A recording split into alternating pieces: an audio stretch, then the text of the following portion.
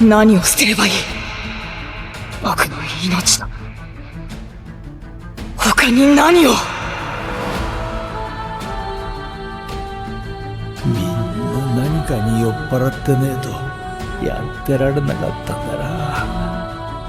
みんな何かの奴隷だった。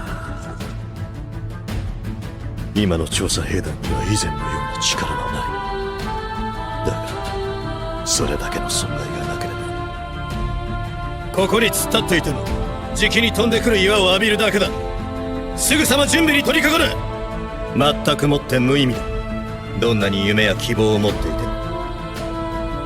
幸福な人生を送ることができたとしても、世界の真相に結果など誰にもわからないのだ。幸福な人生を送ることができたとしても、岩で体を砕かれても同じだ。人はいずれ死ぬ。戦わなければ勝てない。戦え。私たちはあなたを頼るし、私たちを頼ってほしい。あいつはエレンじゃ。これより人類はまた一歩前進する。心臓を捧げることができるのか。何にも変わってねえな、お前は。何にもできねえじゃねえかよ。築き上げた屍の山の上にこれでいいのか。私は立っている。これでよかったのか。俺たちに止めてほしいんじゃないのか。エレン、世界を救うことだ。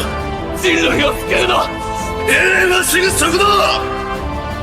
岩で体を砕かれても同じだ。人はいずれ死ぬ。ならば人生には意味がないのか。そもそも生まれてきたことに意味はなかったのか。死んだ仲間もそうなのか。あの兵士たちも無意味だったのか。いや違う。あの兵士たちに意味を与えるのは我々だ。あの勇敢な死者を、哀れな死者を思うことができるのは聖者である我々だ。我々はここで死に、次の聖者に意味を託す。それこそ唯一この残酷な世界に抗う術なのだ。何としてでも目的を果たせ。